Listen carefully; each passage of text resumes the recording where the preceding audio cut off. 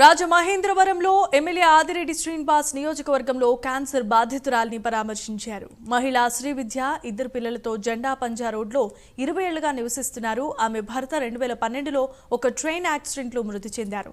సంవత్సరం నుంచి కోనా శ్రీవిద్య తీవ్రమైన క్యాన్సర్తో బాధపడుతున్నారు. సమాచారం అందుకున్న ఎమ్మెల్యే బాధితురాలికి ఆర్థిక సాయాన్ని అందించి నిత్యావసర సరుకులను పంపిణీ చేశారు. న్యూ ఇయర్ ఇలా ఒక మనిషికి సహాయం అందిస్తూ స్టార్ట్ చేయటం చాలా ఆనందకరంగా ఉందని హర్షం వ్యక్తం చేశారు. అలాగే ఎవరైతే న్యూ ఇయర్ సెలబ్రేషన్స్కు డబ్బులు వెచ్చిస్తారో ఇటువంటి వాళ్లకు సహాయం చేస్తే ఆ డబ్బుకు విలువ ఉంటుందని ఎమ్మెల్యే శ్రీనివాస్ సూచించారు.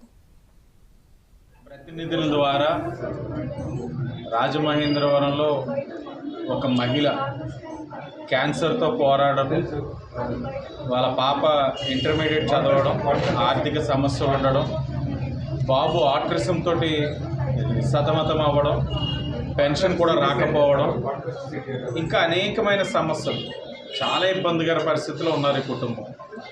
మీడియా ప్రతినిధులు తెలియజేసిన వెంటనే తెలుగుదేశం పార్టీ నాయకులు అలాగే సామాజిక బాధ్యతతో ఎప్పుడు కూడా రాజమహేంద్రవరంలో అనేక మంది అభాగ్యులు ఒక జీవితంలో వెలుగులు నింపుతున్న జైన్ కమిటీ వాళ్ళు ఎవరైతే ఉన్నారో వాళ్ళు కూడా సంప్రదించి అందరం ఇక్కడికి రావడం జరిగింది.